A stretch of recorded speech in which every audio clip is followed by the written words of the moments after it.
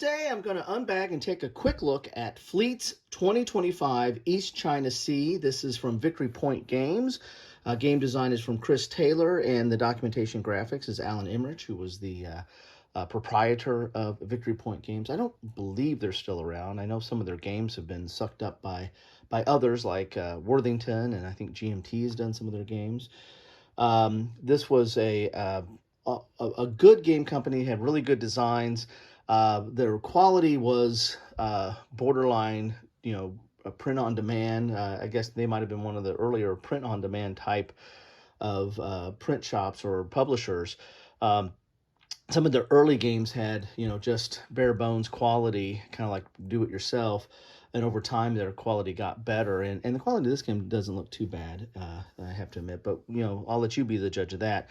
I did not buy this. This is on loan. This is the first time I've done this, is do a game on loan. I was at my friendly local gaming store talking with the proprietor, and we were talking about naval games and modern naval and air games, and how they, some of the mechanisms they do to protract it or to portray it. And he was mentioning, we were looking at some of the stuff that he had on the shelf and some of the ones we played. And then he pulled this out and says, well, why don't you take a look at this? Because this is a game that I always looked at back in the day, but I kind of missed my opportunity to kind of get a copy. And so he said, well, take it home, take a look at it. So there you go. So this is on loan from the library, so to speak. So let's take a look at the back here. And this is how he has. I don't know if he picked it up. He buys a lot of stuff like eBay and online, and sometimes people trade in stuff. So he's got quite a good game collection, of a historic game collection, and historic both from the type of games and historic from it's a pretty. It tells a story. It tells a story of all the different kind of games that he's played and collected over time.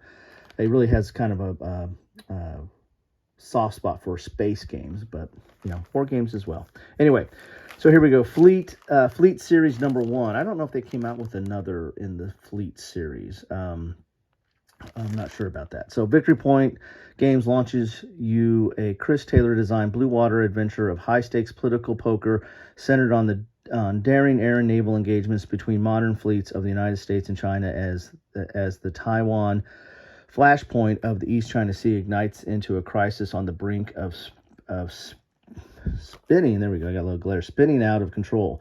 Here, player nerve and skill are required to hunt the opposing forces and inflict sufficient military damage to break their political will and get them to the brink to blink first and back down. Got a lot of glare there. Sorry.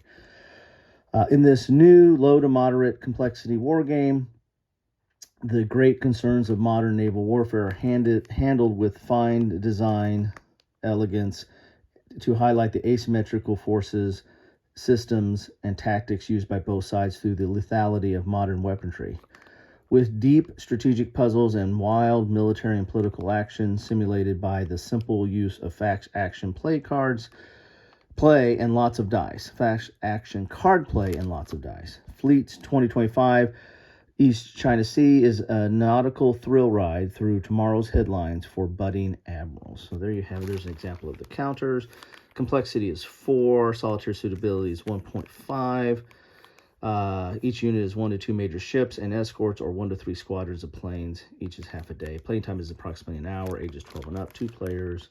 And there's your game components. But let's take a look inside. I'm pretty sure this is complete. And I'm pretty sure I don't think this is how it came in this bag, but who knows? This is how my game store had it. So you've got a cover sheet there, and on the back you've got a bonus full campaign scenario. So this is I think there's several scenarios that you can play, and this one maybe links them all together, possibly. So that's kind of neat. Not wasted space on that. We have the rules here, which are typical, move this off the side here, typical Victory Point Games style. There are 3 columns, color, there's some box notes. This actually looks a little bit better than some of the earlier ones. They did a hot lot, there's that highlight. They like highlighting certain things, and it's kind of neat when you highlight something to draw attention to it, but then like whenever you were studying for exam, if you were highlighting stuff, and pretty much if you highlight the whole book, then what have you really focused on? Here's those cards here. This is kind of the engine of the game. This is definitely kind of a card-driven game in some respects, because you're going to have your order values. There's multiple use of these. You've got battle dice, search dice on here, and you've got some event text as well. So you've got quite a bit of information on those cards, and they're going to form kind of the heart or the engine of the game. Here are your sequence of play. You've got reinforcements, movement, action, redo searches, conduct events, move first ordered units, attack with first ordered units, repeat steps C and D with second and third ordered units, or etc. Air unit movement, housekeeping, and then you rinse and repeat. So then you have that. So here, let's look at the counters here. You've got an attack range, you've got special combat, or whether it has special combat, you've got battle dice, you got movement allowance, and then you got a back of it, which is kind of a bogey or stealth marker right there.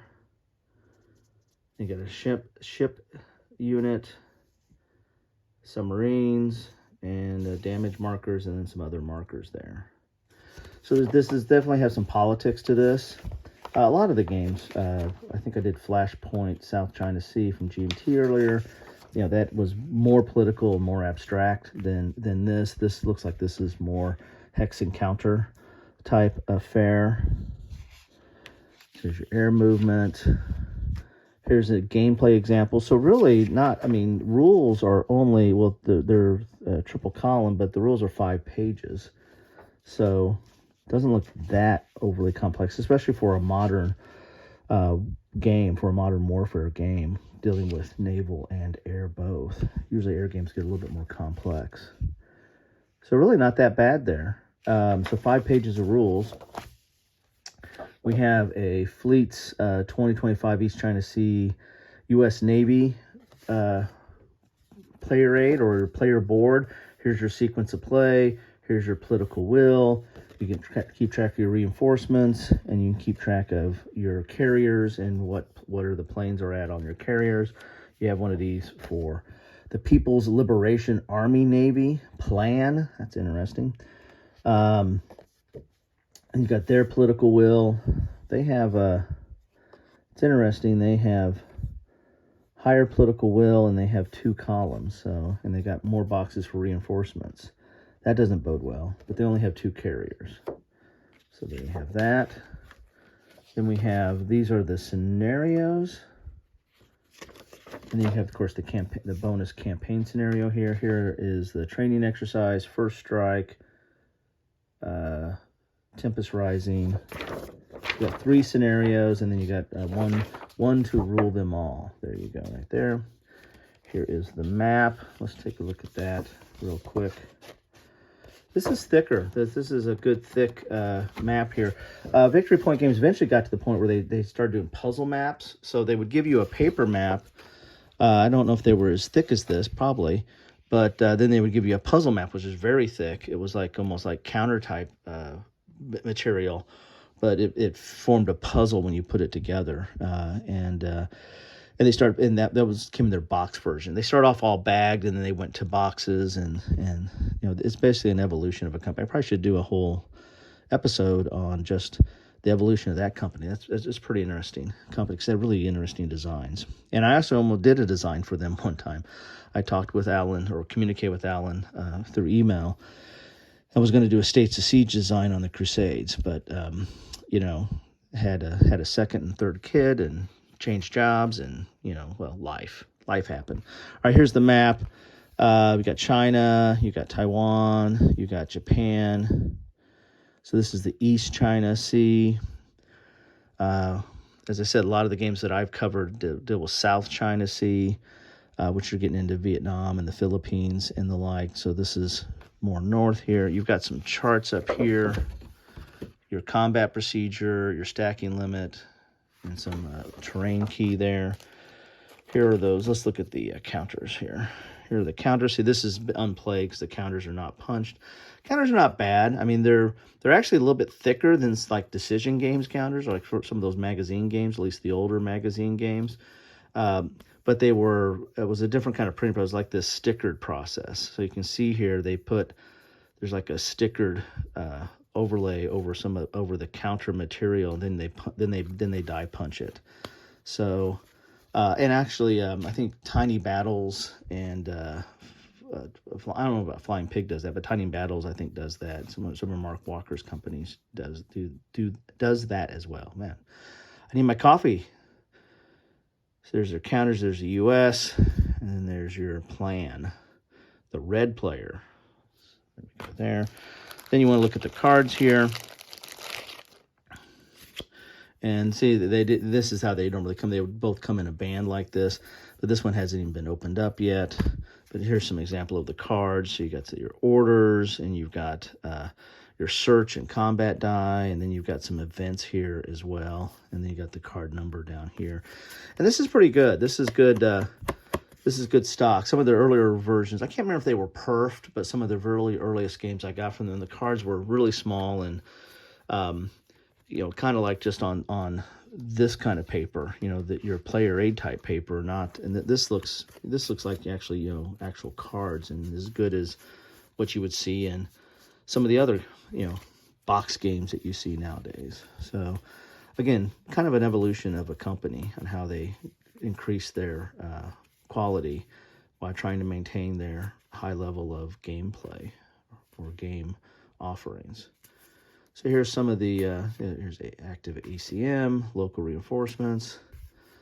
So I think they have all the same backs. So I imagine you draw from the same deck. Gray, I imagine either side can use. Red, probably only the red player can use. The red player only. Look at that. How about that? And the blue is blue player only. Railgun attack. Okay, so we are futuristic. It is 2025. When I post this, I'm going to be posting this in 2025. I'm filming it in 2024, but I'm probably going to end up posting this in 2025. So how appropriate that this is in 2025. And here's what they thought we were going to be in 2025.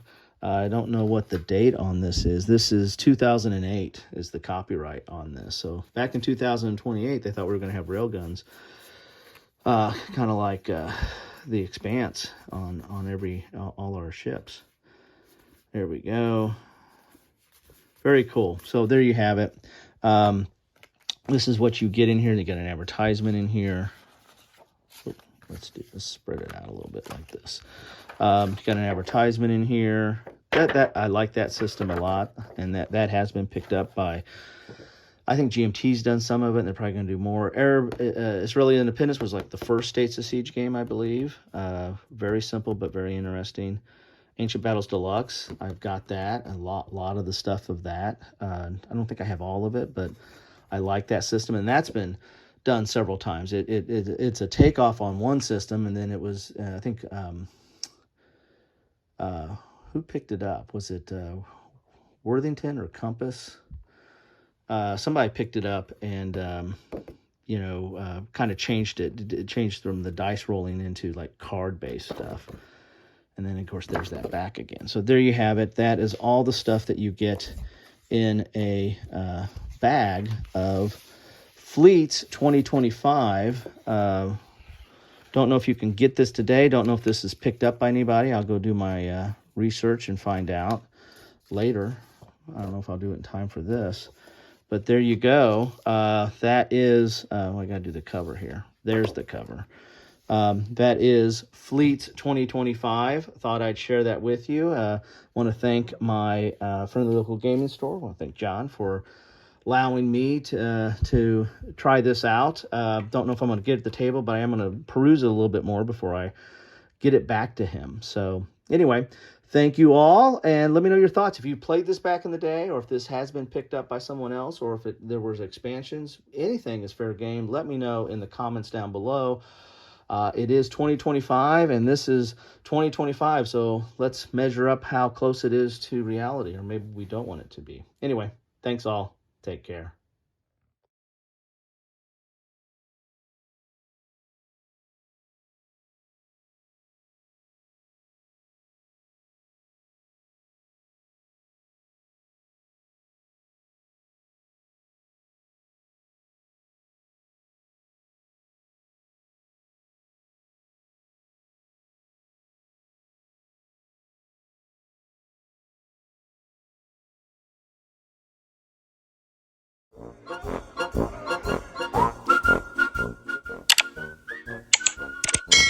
Thanks for watching.